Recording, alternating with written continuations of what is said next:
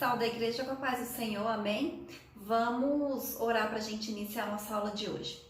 Senhor, meu Deus, meu Pai, neste momento eu te apresento, Deus, a minha vida e de todas as pessoas que estão assistindo essa aula, meu Pai.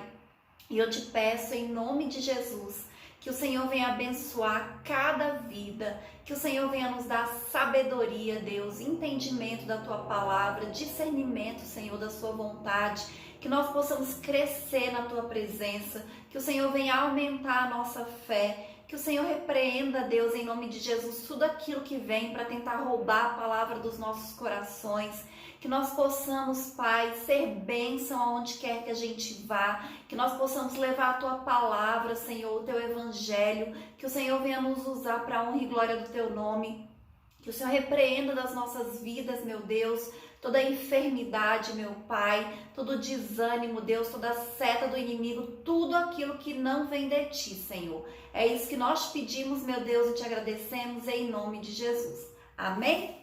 Então, a lição de hoje nós vamos iniciar a nova revista do trimestre. E esse trimestre, o título da revista é O Plano de Deus para Israel em meio à infidelidade da nação. As correções e os ensinamentos divinos no período dos reis de Israel. Então, nós vamos estudar nesse trimestre o livro de 1ª e 2ª Reis, né? Vamos falar sobre a história de Israel, né? Como começou a monarquia, porque antes eles tinham como rei o próprio Deus, até que o momento eles resolveram, né? Eles queriam ter um rei, um homem, né? Que reinasse sobre eles. E Deus permitiu. Então a gente vai estudar esse trimestre justamente sobre isso, né? E a gente vai perceber que quando o rei fazia a vontade do Senhor, né? Quando o rei era reto aos olhos do Senhor, a população, né? A comunidade de Israel tinha paz e tinha prosperidade. Mas quando o rei fazia o que era mal aos olhos do Senhor, então várias consequências vinham sobre a nação de Israel.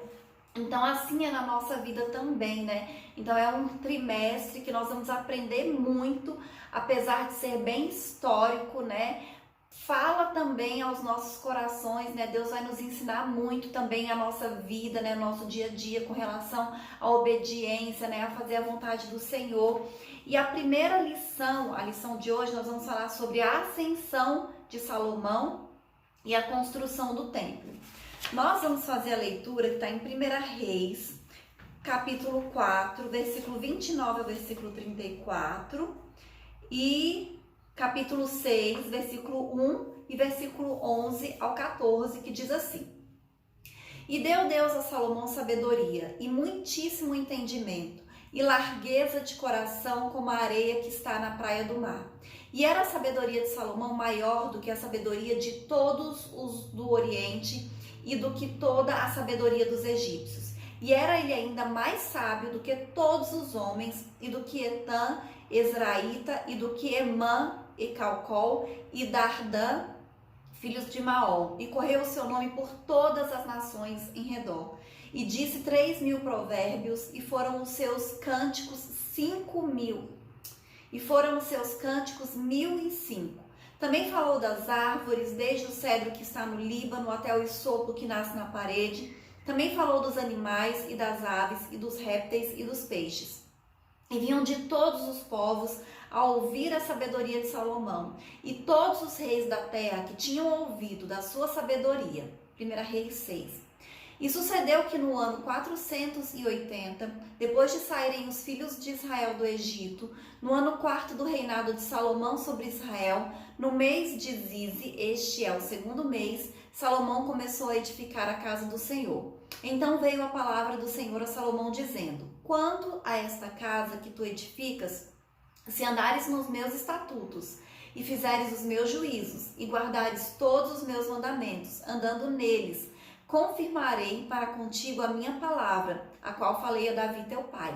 E habitarei no meio dos filhos de Israel, e não desampararei o meu povo de Israel. Assim edificou Salomão aquela casa e a aperfeiçoou. Amém? Então essa lição de hoje nós vamos falar sobre Salomão. E aí a gente vai ver que ele começou bem o seu reinado. Salomão era um homem temente a Deus, que tinha uma certa sabedoria já e que queria ser um bom rei. Mas a gente vai perceber que ao longo dos anos, ao longo da história, várias coisas foram acontecendo, né? E ele acabou não sendo assim tão obediente a Deus no final da sua vida, né? Adorando outros deuses, inclusive edificando imagens e fazendo adoração a outros deuses, algo que a gente sabe que não agrada ao Senhor. Amém? E por amor ao rei Davi, Deus permitiu que Salomão estabelecesse um reino sólido, um reino próspero, um reino justo, cheio de glória e de poder. E foi também no reinado de Salomão que a nação de Israel atingiu o seu apogeu, de tanta prosperidade, de tanta riqueza. E mesmo diante de tanta glória, né, de tantas coisas incríveis que aconteceu no reinado de Salomão, ele se deixou levar por interesses políticos e por desejos pecaminosos. Então é por isso que nós devemos ter muito cuidado com a nossa vida espiritual, o nosso relacionamento com Deus. Porque mesmo um homem como Salomão, né, que Deus apareceu para ele em sonho, mesmo assim ele conseguiu esfriar na fé e adorar outros deuses e edificar imagens para outros deuses. Tudo isso porque os prazeres do mundo, né, os interesses do mundo foram entrando no coração dele através de pequenas concessões que ele foi fazendo ao longo da sua vida. O primeiro tópico fala sobre a sabedoria de Salomão, a virtude de Salomão. Então, antes mesmo de Salomão receber sabedoria de Deus, né, quando Deus apareceu para ele através de sonho, a gente percebe que Salomão ele já era um homem sábio. Porque se ele não fosse sábio, ele teria pedido outra coisa. Ele poderia ter pedido dinheiro, ele poderia ter pedido fama, ele podia ter pedido a morte dos seus inimigos, mas ele pediu sabedoria para ele governar bem o povo. Ou seja, isso demonstra que ele já era um homem sábio e que ele tinha a prioridade na vida dele, naquele momento, era ser um bom rei para a nação de Israel. O sábio pede sabedoria. Então, quando Salomão pediu sabedoria, além de demonstrar que ele já era sábio, ele demonstra também que ele tinha humildade, né? E Deus, ele percebe isso no coração de Salomão naquele momento. E o que é que Deus fala? Que ia dar a ele não apenas sabedoria, mas também que ia dar muitas outras coisas que ele não tinha pedido, como glória, como honra e como paz.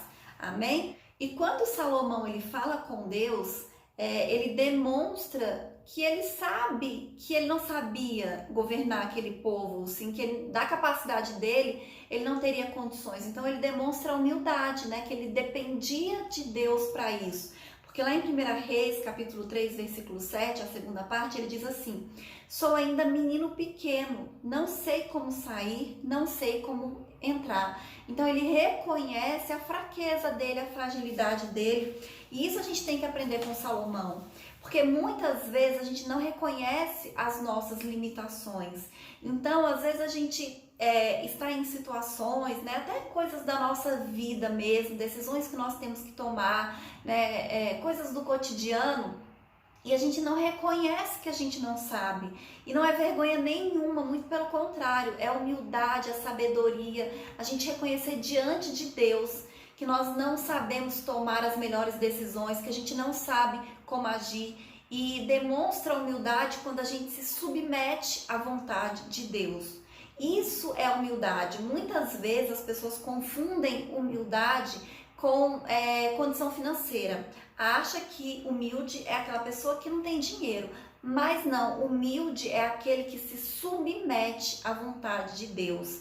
É aquele que não é arrogante, que não é prepotente, que não é soberbo, que sabe, que reconhece que sozinho não é nada nem ninguém, mas que precisa da ajuda de Deus, que precisa também, muitas vezes, da ajuda de outras pessoas, porque ninguém vive nesse mundo sozinho. E Salomão, naquele momento, reconheceu isso. Amém? A sabedoria na prática de vida. Tiago escreveu em sua epístola, que existe uma falsa sabedoria que se evidencia pela inveja e sentimento faccioso. Essa sabedoria não vem de Deus, mas ela é terrena, animal e diabólica. Eu vou ler o versículo, tá? Em Tiago, capítulo 3, o versículo 13 ao versículo 17, que diz assim: Quem dentre vós é sábio e tem verdadeiro entendimento, que o demonstre por seu bom proceder cotidiano, mediante obras praticadas com humildade, que tem origem na sabedoria. No entanto, se abrigas em vosso coração inveja, amargura e ambição egoísta, não vos orgulheis disso, nem procurais negar a verdade, porquanto esse tipo de sabedoria não vem dos céus, mas é terrena, não é celestial, mas é demoníaca. Pois onde existe inveja e rivalidade, aí há confusão e todo tipo de atitudes maléficas. Porém, a sabedoria que vem do alto é, antes de tudo, pura, repleta de misericórdia e de bons frutos, imparcial e sem hipocrisia. Ora, a justiça é a colheita produzida por aqueles que semeiam a paz. Amém? Então a gente vê aqui que existe sim uma falsa sabedoria, Existem pessoas que acham que são sábias, mas que na verdade o coração delas estão cheio de inveja, de amargura, de sentimento faccioso. Então essa sabedoria, ela não vem de Deus. Essa sabedoria dessas pessoas, ela é diabólica, e essa sabedoria Deus não se agrada. Mas a sabedoria que Salomão recebeu foi a sabedoria que veio do alto, a sabedoria divina, a sabedoria de Deus. Amém? E que fez total diferença na vida dele e na vida da nação de Israel. Agora eu vou ler sobre o outro tópico, é a consolidação do poder, a glória do reino de Salomão. O reinado de Salomão, ele não apenas se tornou amplo em termos territoriais, porque ele foi crescendo, mas ele também foi estabelecido em paz e justiça.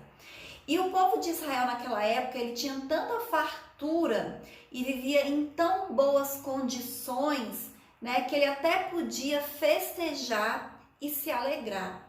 E na verdade, nas condições que Salomão viveu, de justiça e paz, todos os governadores, todos os reinos conseguiriam fazer um bom governo. Mas tudo isso foi por causa da bênção de Deus, por causa da sabedoria que Deus deu a Salomão. Amém?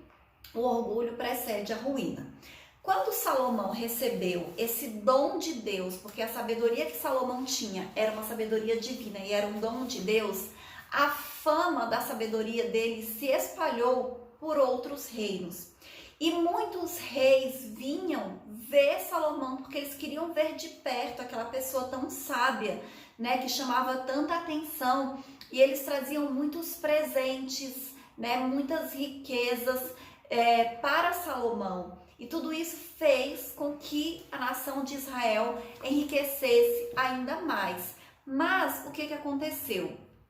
Quando a pessoa deixa o orgulho, a soberba entrar no coração, aí é o princípio da queda, A palavra de Deus diz que a soberba precede a ruína.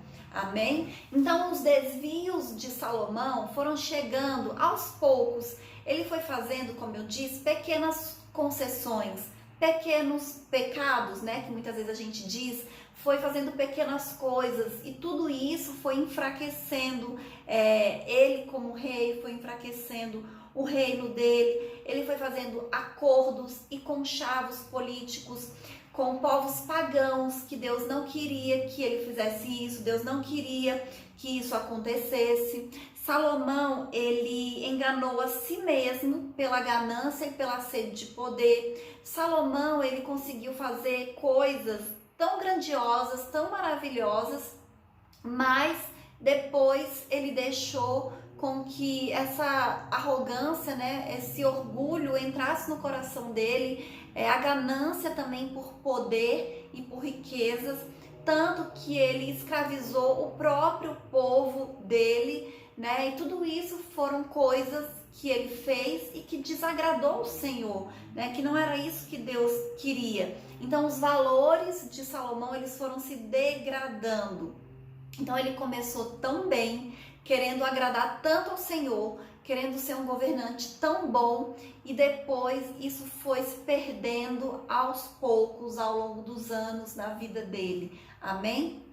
E aí o outro tópico fala sobre a construção do templo, o nobre propósito de Salomão. Então, quando Salomão ele construiu o templo de Deus, o propósito dele era nobre, né? Ele queria edificar uma casa ao nome do Senhor, né? Onde a Arca da Aliança poderia habitar e onde a nação de Israel podia se reunir ali para oferecer os seus sacrifícios, né? Os holocaustos, e fazer tudo o que eles tinham que fazer diante do Senhor. Tudo isso, né? Quando ele construiu o templo, Davi, antes de morrer, já deixou tudo organizado. Davi, ele recebeu de Deus instrução, né, orientação de como deveria ser o templo, e ele já deixou todas as plantas feitas, com as medidas, o que tinha a ser, como é que era o material que ele ia usar, tudo, já deixou tudo detalhado, como é que tinha que ser feito, inclusive já deixou materiais para que Salomão pudesse construir o templo. Mas por causa da sabedoria que Salomão recebeu de Deus, ele recebeu muitos presentes, né, de outros povos para ajudar também na construção do templo. Porque assim eles usaram muitos materiais preciosos. Tudo no templo era de excelente qualidade. Era o melhor. A melhor madeira, o melhor tecido, o melhor tudo. No templo só entrou coisas de primeira qualidade, né? Todo o templo era revestido de ouro. O teto do Santíssimo teve as paredes, o teto e o piso revestidos de ouro puro. Então era um templo muito luxuoso, né? Somente de materiais preciosos. Então Salomão quis demonstrar ali o seu imenso amor a Deus, edificando uma morada de qualidade e de excelência para o Senhor. E Deus, ele reconhece isso, né? Que na inauguração do templo, diz que a glória de Deus encheu aquele lugar, que o Senhor se agradou, né, daquele templo, dos sacrifícios e dos holocaustos que foram oferecidos para ele ali naquele lugar, né? E no Antigo Testamento, o que acontecia? Essa visão do templo, né, o local, o lugar, era muito importante, porque era no templo que ficava a Arca da Aliança, que representava a presença de Deus. Mas hoje, o que aconteceu? Nós sabemos que através do sacrifício de Jesus, a redenção do homem, então a glória de Deus, a presença de Deus não está mais restrita ao templo. Onde é que fica a presença de Deus? Em nós, nas nossas vidas, através do Espírito Santo de Deus. O próprio Jesus, ele enfatiza isso, né? Quando ele fala que assim, nós adoramos a Deus com as nossas vidas, aonde nós estivermos, né, em espírito e em verdade. E quando ele diz também que quando estiverem 2 ou 3 reunidos no nome dele, ele estará presente. Amém? Então hoje, o que importa não é o templo físico, é a nossa vida. A nossa vida é que é o templo do Espírito Santo de Deus. Então, onde nós estivermos, é ali que o Senhor vai estar. Onde nós estivermos, se nós tivermos o Espírito Santo de Deus, o reino de Deus está naquele lugar. Amém? E como eu disse, voltando para a construção do templo, Deus ele se agradou tanto, né, daquilo que foi feito para ele, porque ele viu que foi feito com amor, né, com a intenção de agradar ao Senhor. Os sacrifícios que foram entregues, né, foram de coração também. Então a glória do Senhor ela se manifestou no templo, depois de pronto, em 2 ocasiões especiais. A primeira foi quando os sacerdotes levaram a arca para o lugar santíssimo.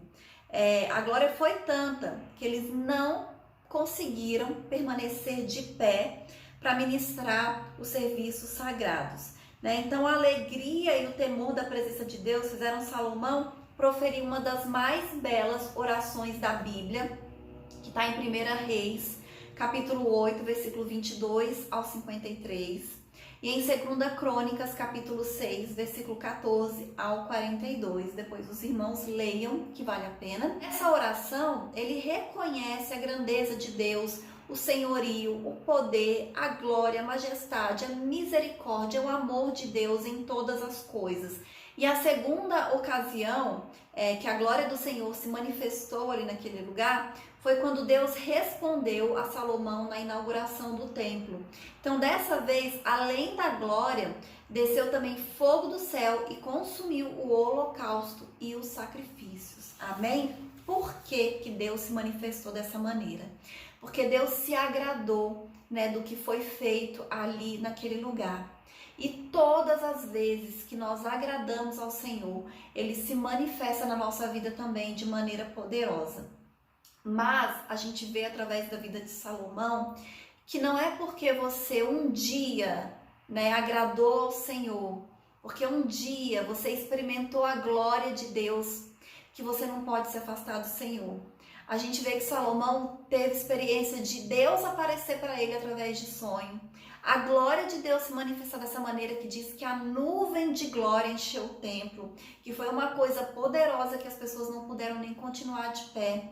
E mesmo assim, Salomão, por causa das mulheres que ele se envolveu, ele adorou outros deuses, ele edificou imagem para outros deuses, tudo isso para agradar mulheres com quem ele se casou de povos pagãos, mesmo ele sabendo que essa não era a vontade do Senhor. Então nós temos que ter muito cuidado com essas concessões que nós fazemos, porque muitas vezes nós fazemos coisas que nós sabemos que não é a vontade do Senhor. E isso nos afasta de Deus. E isso atrapalha a nossa comunhão e a nossa intimidade com o Senhor. E a gente não pode deixar nada, nem ninguém nesse mundo atrapalhar o nosso relacionamento com o Senhor. Amém? Eu vou ler a conclusão que diz assim: nunca houve na terra um homem com tanta sabedoria como Salomão, e que soubesse empregá-la com justiça e correção durante anos de seu reinado. Este grande rei de Israel, em seu governo, proporcionou ao povo de Israel um longo período de paz, harmonia e prosperidade. Ele usou sua sabedoria tanto para consolidar seu poder, quanto para construir um majestoso templo para morada e culto a Deus. Amém? E a Bíblia diz que quem quer sabedoria, peça a Deus, que a todos dá. Amém? Então, da mesma maneira que Salomão pediu sabedoria para o Senhor, e ele foi o homem mais sábio que existiu no mundo até hoje, a Bíblia fala isso, nós também podemos pedir sabedoria ao Senhor, sabe? Porque é diferente a sabedoria de Deus do conhecimento que a gente adquire através dos estudos, através das leituras, através de todas as coisas. A sabedoria que vem de Deus é uma sabedoria que vai além do que aquilo que o homem pode imaginar, né? Do que o homem pode conhecer. Eu lembro da história de Ló, né? E Abraão. Quando Abraão foi separar de Ló, e ele olhou para Ló e falou: Ló, você pode escolher para onde você quer ir. E Ló olhou e com os olhos dele, ele escolheu a campina de Sodoma e Gomorra porque era lindo, era verde. Então, aos olhos humanos, era o melhor lugar. Só que naquele lugar viviam homens terríveis, homens maus, homens cruéis. Tanto que Deus destruiu Sodoma e Gomorra por causa do pecado daquele povo. Ló pediu sem sabedoria. Eu tenho certeza que se Ló tivesse orado e pedido a Deus para mostrar para ele qual era o melhor lugar, ele teria ido para uma terra que talvez aparentemente não fosse tão boa, mas que seria melhor para ele e a família dele morarem. Então a gente tem que aprender, né, com a história de Salomão, sim, a pedir sabedoria ao Senhor, porque é Ele que nos dá. Então, na nossa vida, em tudo que nós formos fazer, vamos pedir, né, a direção do Senhor, né, nas pequenas coisas, porque depois Salomão ele caiu, ele pecou nas pequenas coisas. Então, nós temos que pedir a Deus que nos dê sabedoria, que nos mostre qual é a melhor decisão, qual é o melhor caminho, qual é a melhor escolha que nós temos que fazer. Sabe por quê? A gente tem um Deus tão maravilhoso que está à nossa disposição, né, que pode nos ajudar em tudo. E às vezes a gente padece por falta de sabedoria.